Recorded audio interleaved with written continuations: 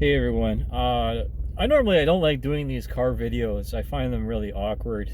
I'm just sitting here dealing with my crap, letting my car run for a bit because the battery doesn't like to stay charged, and it's more the battery than the alternator. All truths be known. Uh, yeah, so like today was new car day for my father, and I'm sitting in, of course, it was almost my 18-year-old Legacy GT from 2007. And what do I want to say in this video? Haters gonna hate. Haters gonna hate. There's people that have screwed me over in my life. There's people that have not met their commitments when I asked them to. There's people that have used me and abused me and broken my bones. I've even abused myself at times.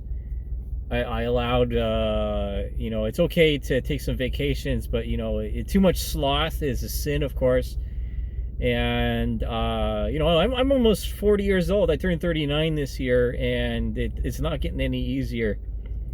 But if there's some things that I don't like about the behavior of other people is when they flake or they interrupt me when I'm trying to speak about something.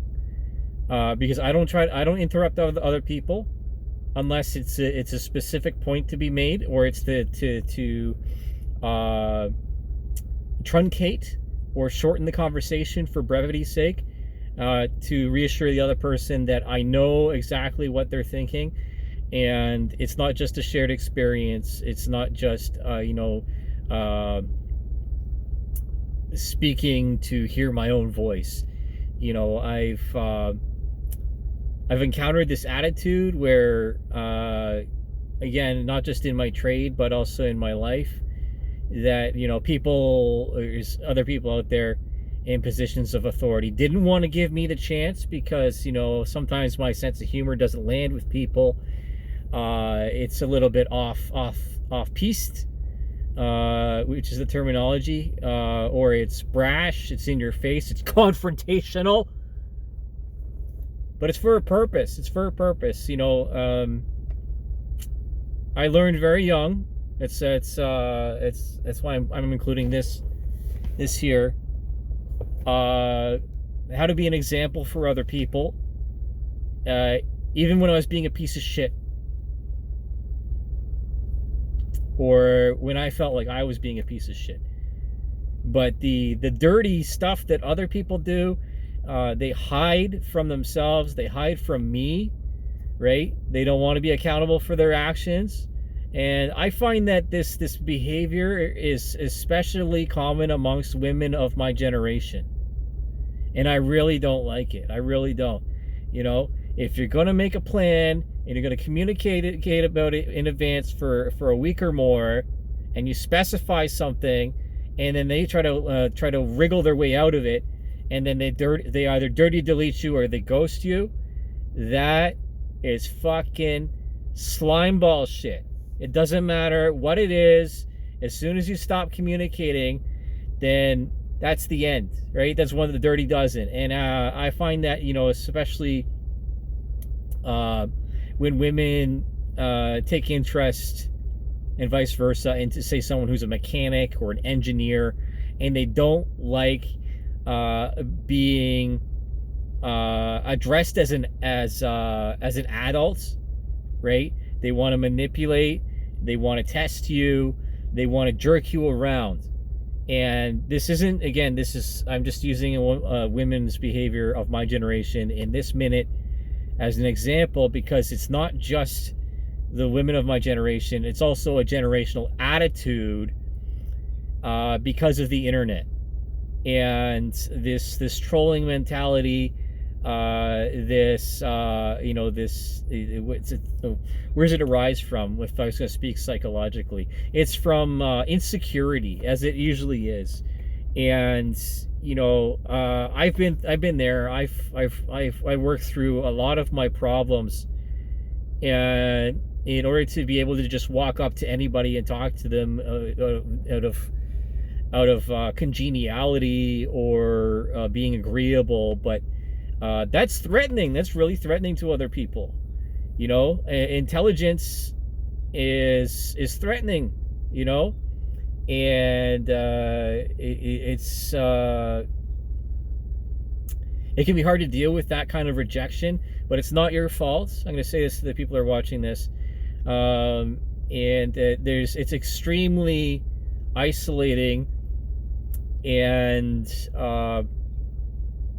it's very challenging to maintain a level head when you're trying to achieve something on your own that only you believe in. And that's a common thing amongst artists and engineers and other creative people, because no one is gonna believe in what you're doing more than yourself. And then hopefully you have supportive family and a supportive community. And I have been so disappointed and heartbroken and disgusted by the politicization of our culture, and you know, the cancel culture that infected not only our judicial system, but the law enforcement, and then you know, of course it trickles down like a watershed of tears, and people bandwagon, they get involved with slacktivism, but they don't put the reps in, they don't put the legwork in, they don't get involved with community organizations, and then you're just left with the aftermath and the fallout of this apathy. And you know, that's that apathetic attitude, you know, that mentality, it drives me up the wall. You know, if you want to get something done, you have to be involved, right? Be the change that you want to see in the world. And I know it's extremely challenging to keep with that, because haters gonna hate. You know, I've said this in other videos.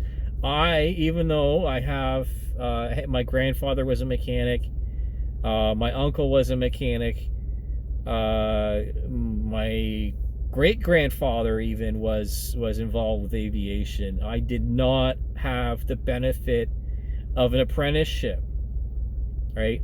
And along the way, and I've had this conversation where I've stuck my neck out because I spoke out about something, or I spoke up about something that I thought was unsafe, that was outside of regulation, or was unfair, that I paid the price for it, right? And then my heart goes out to, you know, people that put their lives on the line on a daily basis.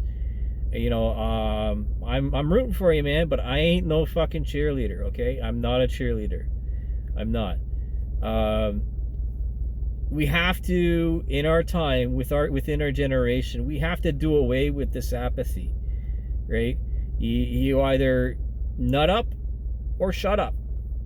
I know that's a very abrasive and a hardened thing to say, but that's the reality of our existence. Our ancestors, our teachers, our mentors, they did not have the benefits of this technology. And the problem is that we rely too much on this technology as an interface, and as a replacement for real interaction and real relationships, that where, you know, the novelty factor wore off when we started living in this doomer nihilistic, dystopic, downward spiral. And, you know, again, we can't just ignore this and can't just let it slide, you know? So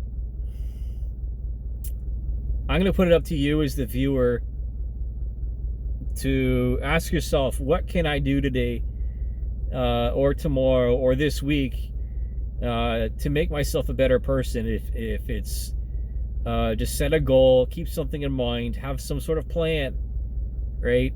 And I speak of this having gone to jail and spent time in prison for attempting an intervention and losing my mind about different things, not only within the industry but within my own life, because the stress was just getting way too much, and I felt really judged and treated unfairly throughout this whole process. And again, I suffered injury and prejudice in the process of going through all of this, and it didn't need to happen, right?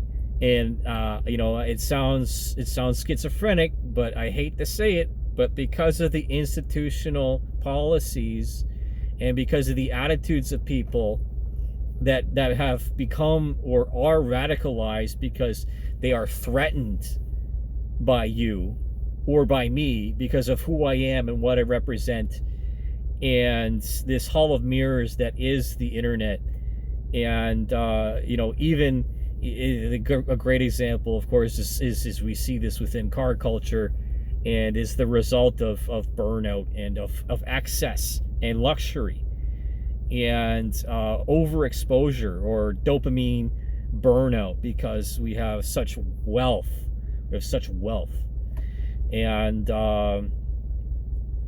there's no greater wealth. I remember seeing this in another video. There's no greater wealth than your health. And no one wants to put an investment into you unless you're looking after yourself. I'm not going to judge people for certain habits because I've been known to partake every once in a while, but there's a point, there's a borderline, there's a boundary, and you don't know what it is until it's crossed. And unfortunately, a lot of people don't come back from that. So again, give yourself the chance to do something different tomorrow. Take a risk, right? Whatever it is you're comfortable with. Because what's the old wisdom? Rome wasn't built in a day. Yeah. Let's I'll just leave it there, because